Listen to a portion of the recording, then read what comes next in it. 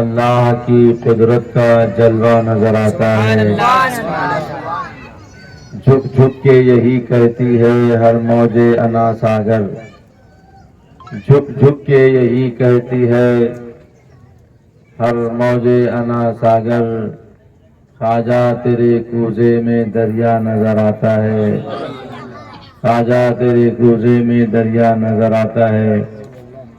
آئیے ہم اور آپ مل کر سب سے پہلے حضور آقا انعامدار مدنی تاجدار مکی سردار دونوں عالم کے مالک و مختار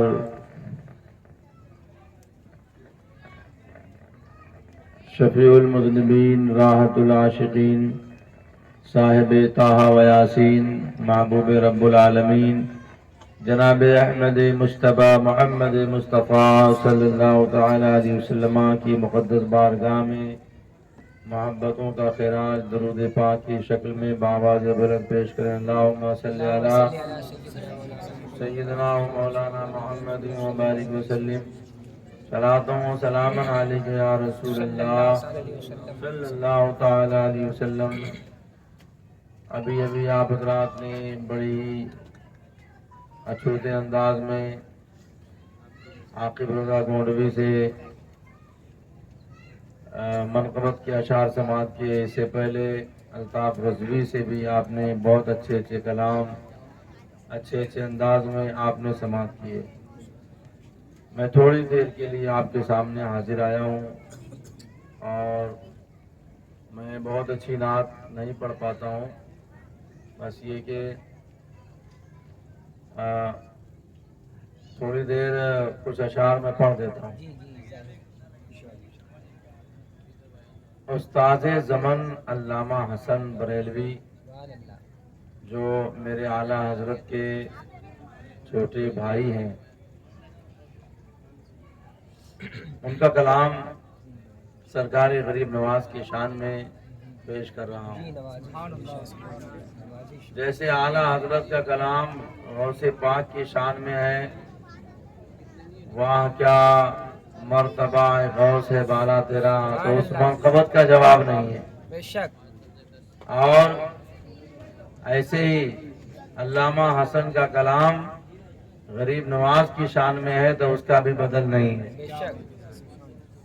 بڑوں کی بات بڑی ہوتی ہے بے شک، ٹھیک ہے؟ تو آپ سمجھنے کی کوشش کیجیے اور تھوڑا سا سماعت فرما لیجیے۔ خواجہ ہند وہ دربار ہے اعلیٰ تیرا، سبحان اللہ سبحان اللہ بے شک۔ یہ ہم لوگ غریب نواز کی محفل میں بیٹھے ہیں۔ غریب نواز کا کون سی تاریخ کو ہے پتہ ہے؟ کس تاریخ میں ہے؟ 29 تاریخ میں حضور سیدی سرکار غریب نواز رحمۃ اللہ علیہ کا عرس پاک ہے، اور دنیا کے کونے کونے سے عاشقان خواجہ اجمیر کی دھرتی پر پہنچ رہے ہیں، اور جو وہاں نہیں پہنچ سکتے وہ اپنے بادشاہ کو، اپنے آقا، اپنے محسن کو اپنے گھر سے ہی، اپنے محلے سے ہی یاد کر رہے ہیں، ٹھیک ہے؟ تو فرماتے ہیں خواجہ ہند وہ دربار ہے اعلیٰ تیرا، بول دیجئے سبحان اللہ۔ خواجہ ہند وہ دربار ہے اعلیٰ تیرا، خواجہ ہند وہ دربار ہے اعلیٰ تیرا،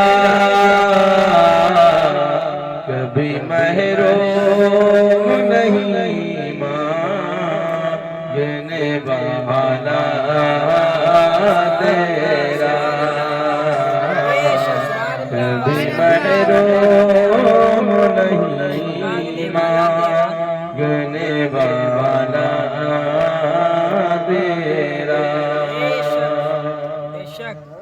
شعر سماعت فرمائیں گلشن ہند ہے سیراب کلیجے ٹھنڈے گلشن ہند ہے سیراب کلیجے ٹھنڈے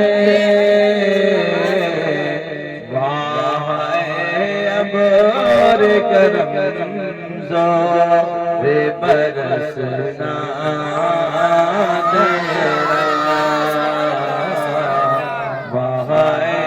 ابر کرم زور برسنا تیرا کیا مہک ہے کیا مہک ہے کہ معطل ہے دماغ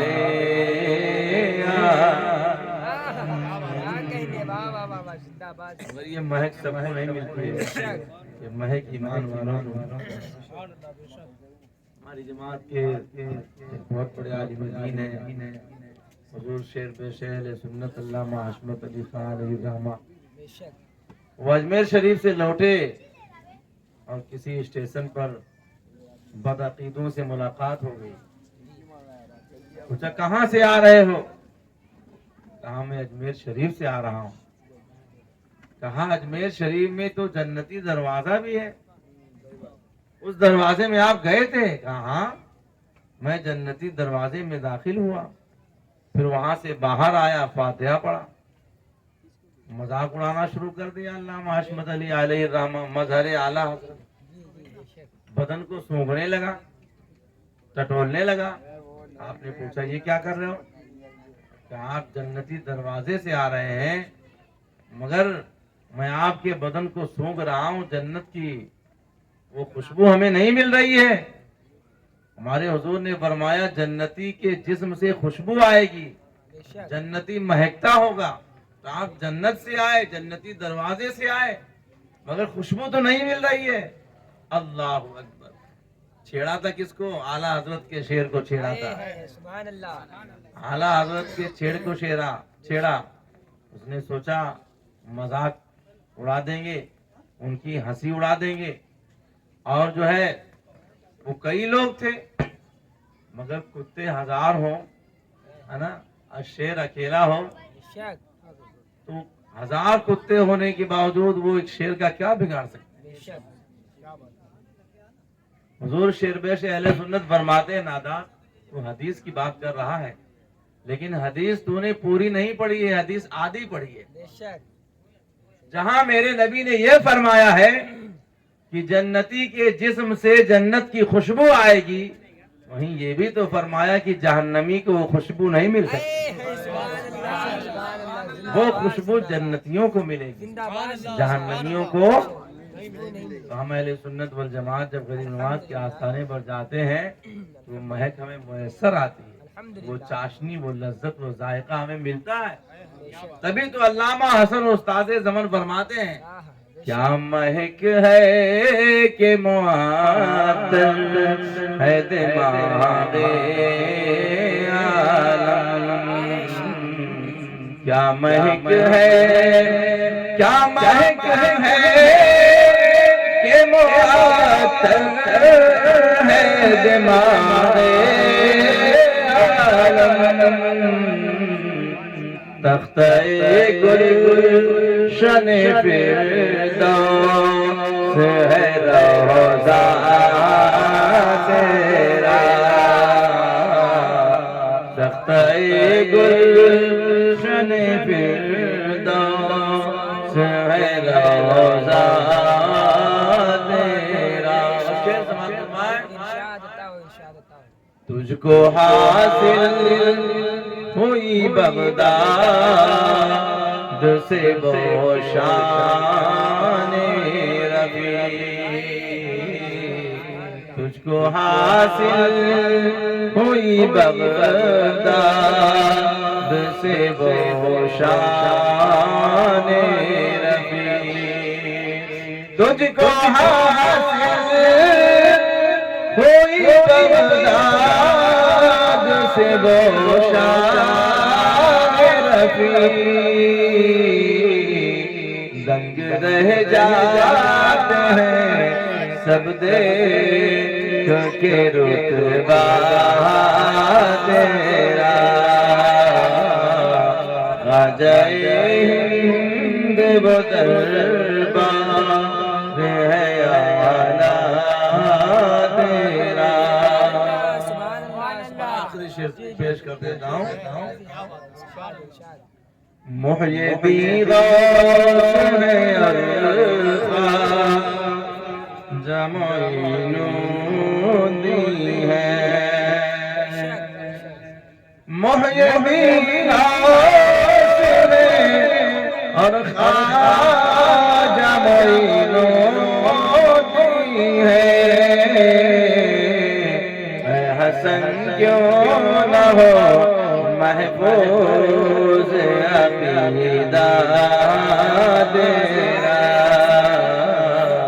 اے حسن کیوں نہ ہو محفوظ عقیدہ تیرا۔ اللہم صلی علی سیدنا محمد وسلم علیک یا رسول اللہ۔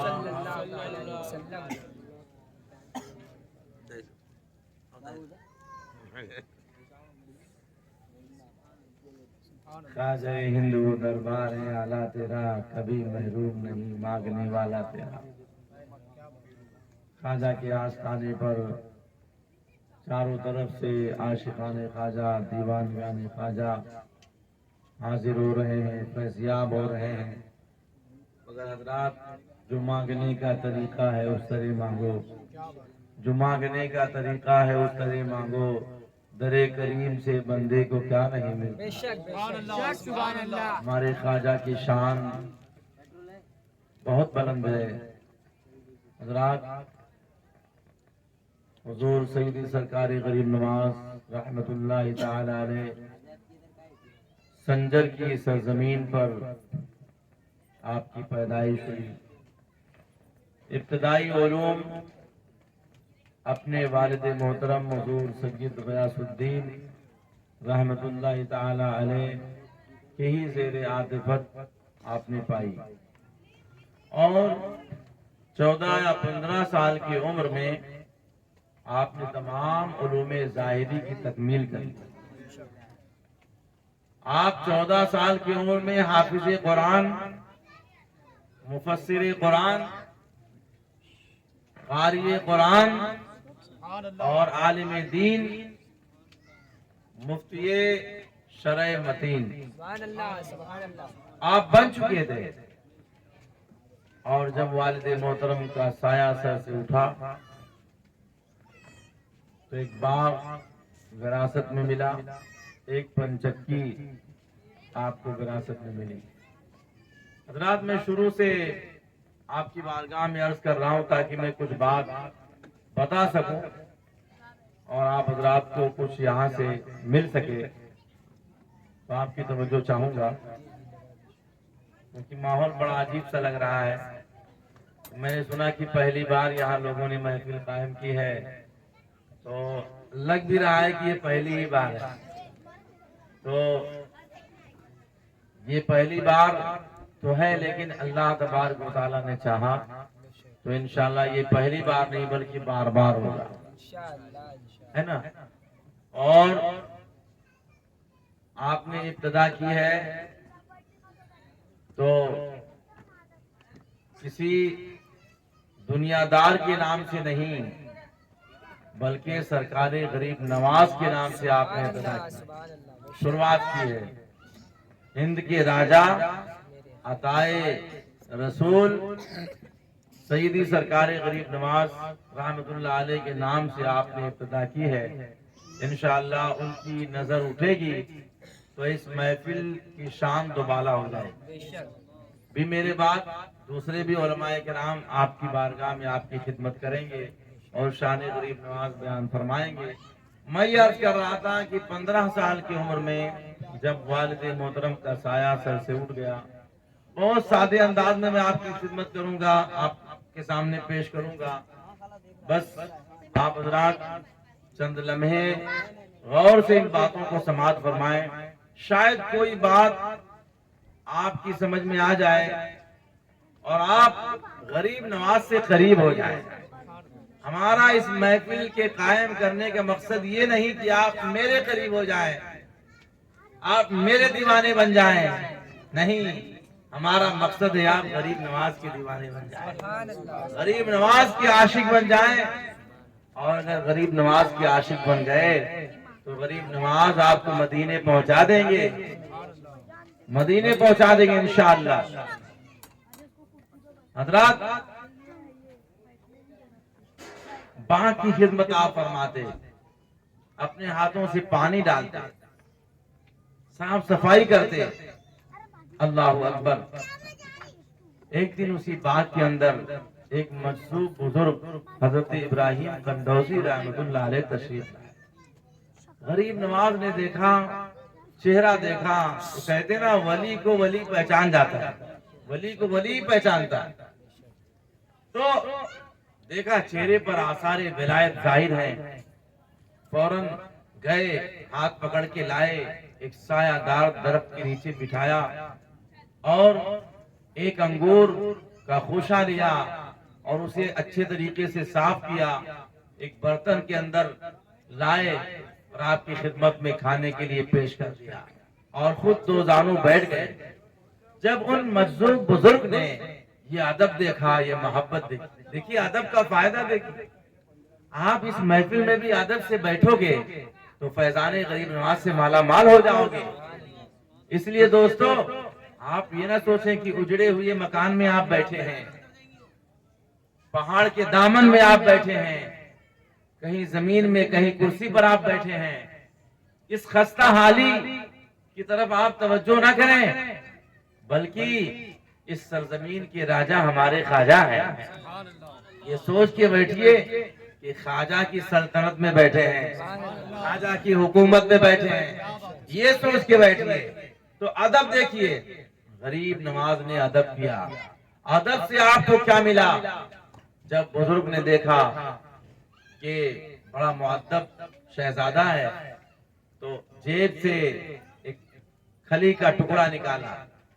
اس زمانے میں کھلی وغیرہ کھانے کے لیے لوگ رکھا کرتے تھے، تو وہ ٹکڑا نکالا، اسے پہلے اپنے منہ میں لیا، چبایا اور چبانے کے بعد غریب نواز کے منہ میں ڈال دیا. تاریخ میں آتا ہے کہ وہ کھلی آپ کے منہ میں ڈالنی تھی کہ آپ کے دل کی دنیا بدل جاتی ہے. آپ کا دل تو پہلے سے منور تھا، پہلے سے روشن تھا، کیونکہ پورا خاندان ولایت کا خاندان ہے. ارے یہ غوث پاک کا خاندان ہے. غوث پاک کے خالہ زاد بھائی ہیں سیدی سرکار غریب نواز رحمت اللہ علیہ. غوث پاک سے ملاقات ثابت ہے. یہ تو ولیوں کا گھرانہ ہے، یہ تو پہلے سے روشن تھا. لیکن اب جو کھلی کھائی ہے، مجذوب بزرگ کا تحفہ قبول کیا ہے، تو دل کی دنیا میں روشنی مزید ہو جاتی ہے اور باغ کی محبت دل سے نکل گئی. پنچکی کی دنیا کے جائیداد کی مال کی محبت ختم ہو جاتی ہے اور سب جائیداد کو باغ کو فروخت کر دیتے ہیں، بیچ ڈالتے ہیں اور جو کچھ پیسہ وغیرہ ملتا ہے وہ سب غریبوں مسکینوں میں آپ تقسیم فرما دیتے ہیں، غریبوں یتیموں میں تقسیم فرما دیتے ہیں. اللہ اکبر. اور وہ مجذوب بزرگ وہاں سے یکایک غائب ہو گئے. اب چلے، کیونکہ ظاہری علوم کی تکمیل ہو چکی تھی، اب باطنی علوم کی تکمیل کے لیے، باطن کو سنوارنے کے لیے کسی مرد درویش، کسی اللہ والے کی بارگاہ پانے کے لیے آپ نے سفر کرنا شروع کر دیا. بڑے بڑے خانقاہوں میں، بڑے بڑے صوفیہ مشائخ کی بارگاہ میں آپ جاتے اور اپنا مدعا پیش کرتے کہ ہمیں مرید کر لیجئے، ہمیں اپنی بارگاہ میں کچھ ایام گزارنے کی مہلت دے دیجئے، ہمیں فیضیاب کر دیجئے، یعنی ہمیں خدا تک پہنچا دیجئے. تو وہاں سے جواب ملتا کہ اے معین الدین، تمہارا حصہ ہمارے پاس نہیں ہے، تمہارا حصہ کہیں اور ہے. سبحان اللہ. غریب نواز جب یہ جواب پاتے خانقاہوں سے تو آپ وہاں سے پھر سفر شروع کر دیتے. چنانچہ آپ نے چونکہ سچے دل سے آپ مرد حق کے طالب تھے, اللہ والے کی تلاش میں تھے, اس لیے دوستو اگر سچے دل سے کسی بھی چیز کو آپ تلاش کریں تو ایک نہ ایک دن وہ چیز آپ کو مل ہی جائے گی. عراق کی سرزمین پر پہنچے.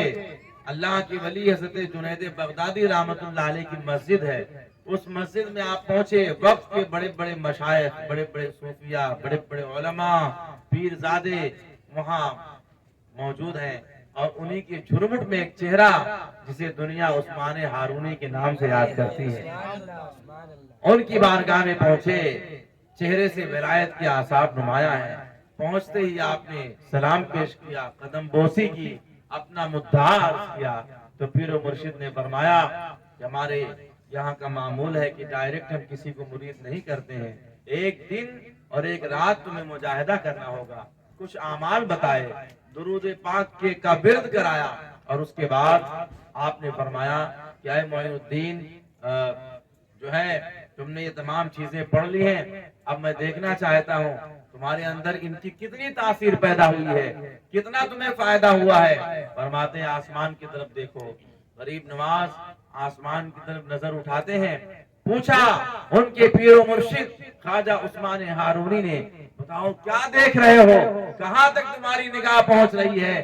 عرض کرتے ہیں حضور عرش اعظم تک دیکھ رہا ہوں, عرش اعظم تک دیکھ رہا ہوں. فرمایا نیچے دیکھو, نیچے نظر کی, کہاں تک دیکھ رہے ہو؟ فرماتے اب تو میں تحت الثری دیکھ رہا ہوں, تحت الثری دیکھ رہا ہوں. اللہ اکبر. حضرات ایک رات اور ایک دن کا مجاہدہ کروایا. اس کے بعد جب غریب نواز پہنچے, پھر کچھ اور وظائف پڑھائے. پڑھانے کے بعد آپ نے, آپ کے پیر و مرشد نے اپنی دونوں انگلیاں اس طریقے سے ان کے نگاہوں کے سامنے کیا اور پوچھا بتاؤ ان دونوں انگلیوں میں کیا دیکھ رہے ہو؟ بول دو سبحان اللہ, سبحان اللہ. ان دونوں انگلیوں کے درمیان کیا دیکھ رہے ہو؟ فرماتے ہیں حضور ان دونوں انگلیوں کے درمیان میں 18,000 عالم یعنی پوری کائنات دیکھ رہا ہوں. اللہ سبحان اللہ. جب ان کے گدا بھر دیتے ہیں شاہان زمانہ کی جھولی, محتاج کا جب یہ عالم ہے, مختار کا عالم کیا ہوگا؟ یہ بدماش جو ہے بد مذہب یہ کہتے ہیں کہ نبی کو غیب کا علم نہیں ہے, نبی کے علم پر نہ جانے کیسی کیسی باتیں کرتے ہیں. نبی کی بات تو بہت بلند ہے, غلام نبی کی بارگاہ میں آ, آل نبی کی بارگاہ میں آ. دونوں انگلیوں کے درمیان دکھانے والے نے دکھا دیا اور دیکھنے والے نے 18,000 عالم دیکھ دیے. سبحان اللہ. اور کوئی غیب کیا تم سے نہا ہو بھلا, جب نہ خدا ہی چھپا تم پہ کروڑوں درود. وہابیوں کا عقیدہ وہ غیب دان نہیں, صحابیوں کا عقیدہ حضور جانتے ہیں, جو ہو چکا ہے جو ہوگا حضور جانتے ہیں, تیری عطا سے خدایا حضور جانتے ہیں. سبحان اللہ, سبحان اللہ. غریب نواز رحمت اللہ علیہ پیر و مرشد کی بارگاہ میں آپ ان کی خدمت میں رہنے لگے. اور حضرات ایک مہینہ, 2 مہینہ, 1 سال, 2 سال نہیں بلکہ مکمل 20 سال تک آپ فرماتے ہیں کہ میں اپنے پیر و مرشد کی خدمت کرتا رہا. بولیے سبحان اللہ. کیسے سچے مرید تھے, کیسے سچے عاشق تھے.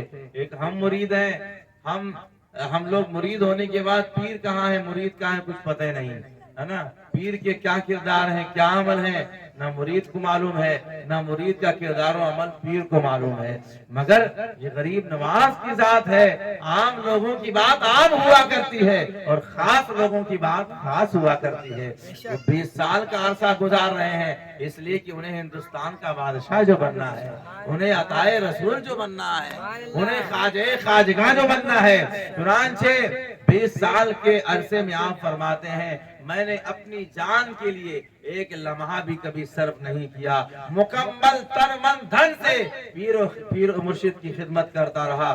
جہاں بھی آپ تشریف لے جاتے آپ کا سامان, آپ کا بستر اپنے کندھے پر اٹھائے پھرتا تھا. حضرات اس کو کہتے ہیں سچا عاشق. حضور غریب نواز رحمت اللہ علیہ فرماتے ہیں کہ مرید 2 طرح کے ہوتے ہیں.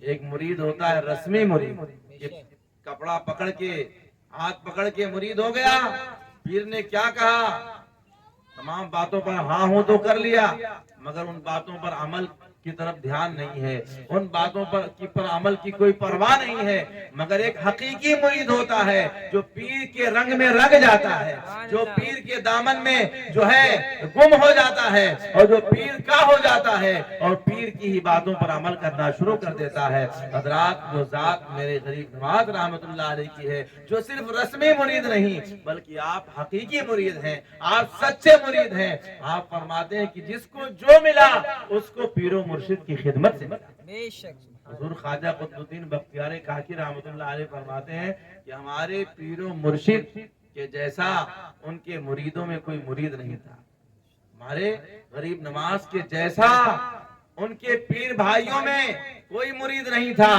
آپ کی شان بالکل الگ تھلگ تھی، آپ کی شان بالکل یگانہ تھی۔ حضرات گرامی، حضور غریب نواز رحمت اللہ علیہ 20 سال تک آپ کی خدمت میں رہے، اس کے بعد پیر و مرشد آپ کو لے کر چلے، حج پر لے کر چلے۔ جلوت و خلوت میں تو ساتھ ہی ہے، سفر و حضر میں تو ساتھ ہی ہے، جب پیر و مرشد حج کے لیے جا رہے ہیں تو بھی اپنے مرید کو لے کر کے جا رہے ہیں۔ خانہ کعبہ میں پہنچے، طواف مکمل ہو گیا، اور اس کے بعد جب حج کی ارکان ادا ہو گئے تو پیر و مرشد نے اپنے مرید غریب نواز رحمت اللہ علیہ کو حتیم کعبہ میں لے گئے، اور لے جانے کے بعد ان کے ہاتھوں کو آسمان کی طرف بلند کیا، اٹھایا اور فرمایا کہ اے اللہ، میرے بس میں جو کچھ تھا، جتنا بھی میں جانتا تھا، جتنا میں کر سکتا تھا، وہ میں نے کر دیا، معین الدین کو بنا دیا، سنوار دیا۔ اے اللہ، اب تو معین الدین کو قبول فرما لے۔ بولو زور سے سبحان اللہ۔ جو بچے 2-4 تھے وہ بھی چلے گئے، ایک بیٹھا ہے وہ سو رہا ہے، تو جتنے ہو کم سے کم سبحان اللہ بولتے رہو۔ کہاں لے گئے؟ کعبہ شریف میں لے گئے، کعبہ معظمہ میں لے گئے، حتیم کعبہ کے اندر ہاتھوں کو اٹھایا، اللہ کی بارگاہ میں اٹھایا اور فرمایا اے اللہ، میں نے معین الدین کو جتنا سنوارنا تھا، جتنی میری طاقت تھی، میں نے سنوار دیا۔ اے اللہ، اب تو معین الدین کو قبول فرما لے۔ ہاتف غیبی سے آواز آتی ہے کہ ہم نے معین الدین کو قبول کر لیا، ہم نے معین الدین کو قبول کر لیا۔ اس آواز کو سن کر ان کے پیر و مرشد بھی خوش ہوتے ہیں، سیدی سرکار غریب نواز بھی خوش ہوتے ہیں۔ رات مکہ المکرمہ کی حاضری کے بعد آپ مدینہ طیبہ پہنچے، اور سرکار دو جہاں صلی اللہ تعالی علیہ وسلم کی بارگاہ جب قریب ہوئی تو پیر و مرشد نے فرمایا کہ اے معین الدین، سلطان دو جہاں کو سلام کرو، سلطان دو جہاں کو سلام کرو۔ اللہ اکبر۔ جب سلام پیش کیا، جواب آئی وعلیکم السلام یا سلطان المشائخ البر والبحر، اے بحر و بر کے بادشاہ، تم پر بھی سلام ہو۔ چنانچہ بارگاہ خدا میں بھی مقبول ہوئے اور بارگاہ رسول میں بھی مقبول ہوئے۔ اللہ اکبر۔ حضرات گرامی، اس طریقے سے پیر و مرشد نے انہیں سنوارا۔ حضرات 20 سال کا عرصہ پیر و مرشد کے ساتھ گزرتا ہے۔ اب جب کام مکمل ہو گیا، تمام کاموں کی تکمیل ہو گئی، تو آپ نے فرمایا کہ اے معین الدین، اب تمہارا کام تمام ہو گیا، اب تم جو ہے تم ہم سے جدا ہو جاؤ۔ چنانچہ جدا ہوتے وقت جو ہے بہت سارے تبرکات، بہت ساری عطائیں جو خواجگان چشت میں چلی آ رہی تھیں، وہ تمام تبرکات حضرت خواجہ عثمان ہارونی رحمت اللہ علیہ نے سیدی سرکار غریب نواز کے حوالے کیا اور فرمایا یہ وہ تبرکات ہیں جو حضور صلی اللہ تعالی علیہ وسلم سے ہم تک پہنچی ہیں، سلسلہ بسلسلہ، کڑی بکڑی ہم تک کے پہنچی ہیں۔ اب ان تمام چیزوں کو ہم تمہارے حوالے کرتے ہیں، اور اے معین الدین، تم بھی جسے مرد پانا، جسے اللہ والا پانا، یہ تمام چیزیں اسی کے حوالے کرنا۔ اور آپ نے ہدایت فرمائی کہ مخلوق سے کبھی بھی طمع نہ کرنا، مخلوق سے کبھی بھی لالچ نہ کرنا، مخلوق سے کوئی تمنا نہ کرنا، اور لوگوں سے الگ تھلگ ہو کر رہنا، تمنا اور آرزو جو کچھ کرنا وہ پروردگار عالم سے کرنا، وہ اللہ سے۔ یہ تمام ہدایتیں آپ نے کی، ان تبرکات کو غریب نواز رحمت اللہ علیہ نے لیا، پیر و مرشد نے آنکھوں اور پیشانی کا بوسہ دیا، اور اس کے بعد انہیں اللہ کے سپرد کر دیا۔ حضرت غریب نواز رحمت اللہ تعالی علیہ پیر و مرشد سے جدا ہوتے ہیں۔ حضرات، راستے میں بہت سارے اولیاء کرام سے ملاقاتیں ہوتی ہیں، یہاں تک کہ لاہور کی سرزمین پر آپ تشریف لائے. کہاں تشریف لائے؟ لاہور کی سرزمین پر تشریف لائے. وہاں داتا صاحب کا مزار پاک، سبحان اللہ. داتا علی حجویری رحمت اللہ علیہ، ان کی بارگاہ میں پہنچے اور کئی مہینے آپ نے وہاں قیام فرمایا. وہاں آپ نے چلہ بھی 40 دن کا چلہ بھی آپ نے کیا. وہ آستانہ، وہ مقام آج بھی داتا صاحب کے مزار پاک میں بغل میں بنا ہوا ہے اور اس کی بھی لوگ زیارت کرتے ہیں. حضرات 40 دن کا چلہ کیا حضور داتا صاحب کی بارگاہ میں. اس قدر آپ نے فیضان حاصل کیا، اس قدر آپ نے ان سے جو ہے فائدہ حاصل کیا. جب وہاں سے چلنے لگے تو آپ نے ایک شعر کہا تھا جو بہت مشہور ہوا، گنج بخشے فیض عالم مظہر نور خدا. گنج بخشے فیض عالم مظہر نور خدا، ناقصارا پیر کامل کاملارا رہنما. آج بھی یہ آپ کا کہا ہوا شعر داتا صاحب کی مزار پاک پر لکھا ہوا ہے. حضرات گرامی، خواجہ ہند وہ دربار ہے اعلیٰ تیرا، کبھی محروم نہیں مانگنے والا تیرا. حضرات جہاں ہمیں غریب نواز رحمت اللہ علیہ کی سیرت معلوم ہو رہی ہے، آپ کی زندگی معلوم ہو رہی ہے، وہیں ہمیں یہ بھی معلوم ہو رہا ہے کہ مزاروں پر جانا یہ آج نیا طریقہ نہیں ہے، بلکہ مزاروں پر جانا، وہاں فاتحہ پڑھنا، وہاں بزرگ سے محبت کا اظہار کرنا، یہ سیدی سرکار غریب نواز کا طریقہ رہا. سبحان اللہ. بے شک. ہمارے سرکار غریب نواز بھی داتا صاحب کے مزار پر پہنچے اور وہاں سے آپ نے فیضان حاصل کیا. حضرات مزاروں پر جانا یہ نیا طریقہ نہیں ہے بلکہ بہت پرانا طریقہ ہے. حضرات ماشاءاللہ سبحان اللہ، حضرت علامہ مولانا نعرے قطب الدین صاحب تکبیر، قبلہ تشریف لا رہے ہیں. نعرے تکبیر، نعرے تکبیر، اللہ اکبر. نعرے رسالت، مسلکی اعلیٰ حضرت جشن غریب نواز. سبحان اللہ. صبح آئیے حضرت، آئیے تشریف لائیے. اب دیکھیے آپ کے خطیب و امام خطیب ارض العزیز حضرت علامہ مولانا قطب الدین صاحب قبلہ تشریف لے آئے. آپ حضرات ان کی زیارت کریں اور جو کچھ بھی ماشاءاللہ بہت خوب فرمائیے. واضح و نصیحت کیا جا رہا ہے ان چیزوں کو آپ ضرور سماعت فرمائیں. عرض یہ کر رہا تھا کہ مزاروں پر جانا یہ کوئی نیا طریقہ نہیں ہے بلکہ یہ بہت پرانا طریقہ ہے. آپ دیکھیے ام المومنین حضرت عائشہ صدیقہ رضی اللہ تعالیٰ عنہ حضور کے روضے پر حاضر ہوا کرتی تھی، حضور کے روضے پر حاضر ہوا کرتی تھی. بے شک. اور جب حضرت ابو بکر صدیق رضی اللہ تعالیٰ عنہ کا وصال ہوا تو بھی آپ حضور کے روضے پر حاضر ہوا کرتی تھی. اور جب سیدنا عمر فاروق اعظم رضی اللہ تعالیٰ عنہ کا وصال ہوا اور وہ بھی حضور کے بائیں پہلو میں مدفون ہوئے تو بھی آپ حاضر ہوا کرتی تھی. لیکن فرق یہ تھا کہ پہلے آپ جو ہے پردے کا اس قدر اہتمام نہیں فرماتی تھی، لیکن جب حضرت فاروق اعظم رضی اللہ تعالیٰ عنہ کا وصال ہوا تو آپ پردے کا بہت زیادہ آپ اہتمام فرمایا کرتی تھی اور پردے کے ساتھ حاضر ہوا کرتی تھی. لوگوں نے پوچھا اے ام المومنین یہ کیا معاملہ ہے، پہلے آپ اس قدر پردے کا اہتمام نہیں فرماتی تھی اور اب آپ نے ایسے پردہ کرنا شروع کر دیا جیسا کہ غیر محرم کے سامنے پردہ کیا جاتا ہے. تو آپ فرماتے ہیں کیوں نہ ہو، رسول اللہ صلی اللہ تعالی علیہ وسلم کا وصال ہوا تو ان سے پردہ کیسا، وہ تو ہمارے شوہر نامدار ہیں. صدیق اکبر رضی اللہ تعالیٰ عنہ کا وصال ہوا تو ان سے پردہ کیسا، وہ تو میرے والد محترم ہیں. اور جب فاروق اعظم کا وصال ہوا تو چونکہ وہ غیر محرم ہیں اس لیے میں نے اب پردہ کر کے آنا شروع کر دیا.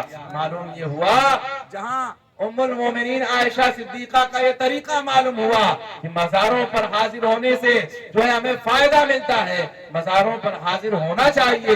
وہیں یہ بھی معلوم ہوا کہ مردہ جو ہے قبر میں رہنے والا جو ہے وہ بالکل مجبور نہیں ہوتا ہے، بالکل جو ہے ختم اور مر مٹ نہیں جاتا ہے، بلکہ مزار میں رہنے والا ہمیں دیکھا بھی کرتا ہے، ہماری باتوں کو سنا بھی کرتا ہے۔ تبھی تو ام المومنین حضرت عائشہ صدیقہ رضی اللہ تعالی عنہا نے ایسا عمل کیا۔ اللہ تعالی ہم سب کو مزارات اولیاء پر حاضر ہو کر فیضان حاصل کرنے کی توفیق عطا فرمائے۔ ماشاءاللہ ماشاءاللہ بہت حضرات، عرض یہ کر رہا تھا، میرے سرکار غریب نواز رحمت اللہ تعالی علیہ داتا صاحب کے مزار پر حاضر ہوئے، وہاں سے آپ دلی تشریف لائے، دلی سے آپ راجستھان پہنچے، مگر جب دلی سے آپ راجستھان کی طرف آ رہے تھے، وقت زیادہ تو نہیں ہو رہا، دہلی سے راجستھان کی طرف آ رہے تھے، جنگلات، پہاڑوں کا علاقہ جو ہے، پہاڑوں کا علاقہ ہے، سنسان علاقہ ہے، جنگلات کا سلسلہ ہے، بلکہ میں نے یہ بھی پڑھا کہ غریب نواز رحمت اللہ علیہ اپنے 40 مریدوں کے ساتھ، 40 اولیاء کے ساتھ آپ تشریف لائے، راستے میں آپ کا پیر زخمی ہو گیا، آپ کے ناخن جو ہے ٹوٹ ٹوٹ کر گر گئے، آپ کا چپل ٹوٹ گیا۔ اس طریقے سے ان تمام صعوبتوں کو طے کرتے ہوئے، ان تمام پریشانیوں کو جھیلتے ہوئے آپ ہندوستان کی سرزمین پر تشریف لائے۔ حضرات، آج قرآن ہمارے گھر میں موجود ہے، قرآن پڑھانے والے ہمارے محلے میں موجود ہوا کرتے ہیں، نماز پڑھانے والے محلے میں موجود ہوا کرتے ہیں، فاتحہ کرانے کی سہولت ہے، نماز پڑھنے پر کوئی پابندی نہیں ہے، تو ہمیں جو ہے ایسا لگتا ہے یہ بڑی آسانی سے ہمیں مل گیا ہے۔ نہیں دوستو، یہ آسانی سے نہیں ملا ہے، غریب نواز کی جو ہے سخت محنتوں سے ملا ہے، صعوبتوں سے ملا ہے، بڑی دشواریوں سے ملا ہے۔ آپ نے جنگلات کا جو ہے سفر طے کیا ہے، پہاڑوں کا، پتھریلے علاقوں کا آپ نے دورہ فرمایا ہے۔ حضرات، جس وقت آپ جو ہے راجستھان کے جنگلات میں آپ سفر فرما رہے تھے، اسی درمیان شہاب الدین غوری کی جو ہے لشکر کا ایک سپاہی جو ہے بھاگا ہوا جو ہے ادھر ادھر بھٹک رہا تھا، چونکہ پرتھوی راج چوہان سے یہ لشکر سے مقابلہ ہوا تھا، اور شہاب الدین غوری کا لشکر جو ہے شکست کھا چکا تھا، ہار چکا تھا، اسی میں سے وہ فوجی بھی ادھر ادھر بھٹک رہا تھا، شکست کھایا ہوا تھا، ہارا ہوا تھا، اس کے چہرے پر اداسی کے آثار نمودار تھے۔ غریب نواز رحمت اللہ علیہ اور 40 مریدوں کو آتا ہوا دیکھا، اب جو ہے بغل میں مسلح ہے، ہاتھ میں تسبیح ہے اور سروں پر امامہ ہے، تو دیکھ کر کے ان کی بارگاہ میں حاضر ہوتا ہے اور کہتا ہے، اے اللہ کی نیک بندو، جو ہے شہاب الدین غوری کی لشکر جو ہے شکست کھا چکی ہے، اور پرتھوی راج چوہان بہت بلند جو ہے بادشاہ ہے، وہ بہت سارے ہتھیار رکھتا ہے، بہت سارے اسلحے رکھتا ہے، اس کے پاس بہت ساری فوجیں ہیں، اور تم کہاں جا رہے ہو جب شہاب الدین جیسا بادشاہ شکست کھا چکا ہے، مغلوب ہو چکا ہے، تو تمہارا کیا حال ہوگا؟ تمہیں زندہ جلا دیا جائے گا، تمہیں قتل کر دیا جائے گا۔ ہم جو ہے ہم بھی مسلمان ہیں، اور اگر اپنی جانوں کی خیریت چاہتے ہو تو ہم تمہارے سامنے ہاتھ جوڑ کر کہتے ہیں کہ ہرگز اجمیر نہ جاؤ۔ حضرات گرامی، غریب نواز رحمت اللہ علیہ تھوڑی دیر خاموش رہے، اس کے بعد آپ فرماتے ہیں، میں جاؤں گا، وہ شہاب الدین تھا اور یہ معین الدین ہے۔ سبحان اللہ سبحان اللہ۔ وہ شہاب الدین تھا، یہ معین الدین تھا، معین الدین ہے، وہ اپنے اسلحے اور فوج کے بل بوتے پر ان کے بھروسے پر گیا تھا، اور معین الدین اللہ کے بھروسے پر جا رہا ہے، اللہ کے بھروسے پر جا رہا ہے، میں ضرور جاؤں گا۔ حضرات گرامی، اس طریقے کا معاملہ ہوا، اور حضور سیدی سرکار غریب نواز رحمت اللہ علیہ چلتے پھرتے دشواریوں اور پریشانیوں کا سامنا کرتے ہوئے آپ اجمیر معلیٰ کی سرزمین پر پہنچے۔ جب ہندوستان آپ تشریف لائے تو یہاں مسجدیں نہیں تھیں، یہاں داڑھی اور ٹوپی آپ کو کہیں بھی نظر نہ آتی، یہاں تو بس دوسرا ہی ماحول تھا، کفر و شرک کا اندھیرا چھایا ہوا تھا۔ غریب نواز رحمت اللہ علیہ اجمیر کی سرزمین پر جب آئے، انا ساگر کے چاروں طرف مندر ہی مندر اور بت پرستی کا دورہ تھا، چاروں طرف کفر و شرک پھیلا ہوا تھا۔ ایک سایہ دار درخت کو آپ نے دیکھا، उस दरख्त के साए में आपने आराम करने के लिए अभी अपना सामान उतारा था, अभी आप बैठे थे कि पृथ्वीराज चौहान के सिपाही आए और बड़ी बदतमीजी के साथ, बड़ी जो है सख्ती के साथ आपको वहां बैठने से, वहां रुकने से मना किया। कहा यहाँ से उठ जाओ, यहाँ राजा के ऊंट बैठते हैं, यहाँ तुम्हें बैठने की इजाजत नहीं दी जा सकती है, ये जगह राजा के ऊंटों के बैठने की जगह है। हुजूर गरीब नवाज रहमतुल्लाह अलैह अपना सामान ले लेते हैं, अपने साथियों को ले लेते हैं और फरमाते हैं ठीक है हम जाते हैं, अगर यहाँ राजा के ऊंट बैठते हैं तो वो ऊंट यहीं बैठे ही रहेंगे, वो ऊंट यहीं बैठे ही रहेंगे।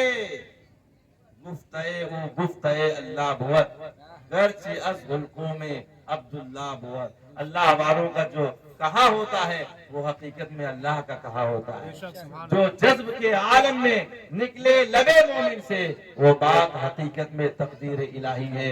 हज़रात गिरामी, राजा के ऊंट जो है चर के आए और शाम को बैठे, तो जैसे गरीब नवाज ने कहा कि बैठेंगे तो बैठे रहेंगे, तो हकीकतन वो बैठे ही रहे और ऐसा लगा कि जमीन ने उन्हें पकड़ लिया है या वो जमीन के अंदर चिपक गए हैं। सुबह उसके सिपाही आए, उन्हें उठाना चाहा, मार और पीट करके जो है उन्हें उठाना चाहा, मगर किसी भी तरह वो उठने का नाम नहीं ले रहे हैं। क्यों ना हो, बैठाया था सिपाहियों ने, बैठाया था सिपाहियों ने, मगर अब उठाएगा कौन, उठाएगा कौन? सिपाहियों ने बैठा तो दिया, मगर अल्लाह के हुक्म से जमीन ने पकड़ लिया, अल्लाह के हुक्म से जमीन में वो चिपक गए और वो उठने का जो है नाम नहीं ले रहे थे। ये सारा माजरा उसके सिपाही जाते हैं पृथ्वीराज चौहान के पास बयान करते हैं कि हुजूर ऐसा ऐसा मामला है। बुजुर्ग ने कहा कि वो बैठे तो बैठे ही रहेंगे और हकीकत में वो बैठे ही हैं, किसी तरह उठने का नाम नहीं ले रहे। उसने कहा जाओ उस अल्लाह वाले के पास जाओ और माफी मांगो, अपनी हरकतों से बाज आ जाओ, उन्हें किसी तरीके से राजी करो। चुनांचे वो वजीर आते हैं और आने के बाद गरीब नवाज की बारगाह में अपने हाथों को जोड़ लेते हैं, माफी मांगते हैं, माजरत तलब करते हैं। मेरे गरीब नवाज रहमतुल्लिल आलमीन के शहजादे हैं, आपने फौरन माफ फरमा दिया और कहा जाओ अल्लाह की बारगाह से ऊंटों के उठने का हुक्म मिल चुका है। सुभान अल्लाह। अब वो सिपाही जाते हैं तो वाकई वहां पहुंचकर देखा तो ऊंट जो है खड़े हो गए, ऊंट खड़े हो गए हैं। सुभान अल्लाह। जो जज्ब के आलम में निकले लबे मोमिन से वो बात हकीकत में तकदीर इलाही है। हज़रात, जब गरीब नवाज की शान ये है तो रसूल पाक की शान का आलम क्या होगा, रसूल पाक की शान का आलम क्या होगा।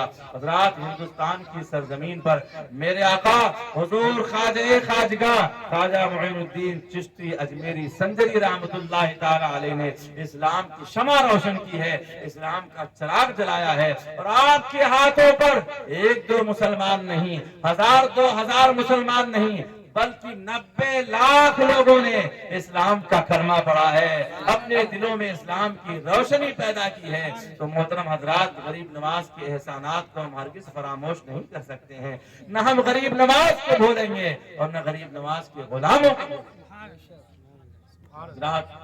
मैं ये समझता हूँ कि वक्त ज्यादा हो चुका है। हजरत अल्लामा कुतुबुद्दीन साहब क़िबला तशरीफ फरमा है, ये फैजान गरीब नवाज जो है पेश करेंगे और शान गरीब नवाज बयान फरमाएंगे। आप हजरात सुन लीजिए। वाखिर दावाना अनिल हम्दुलिल्लाहि रब्बिल आलमीन। अस्सलाम।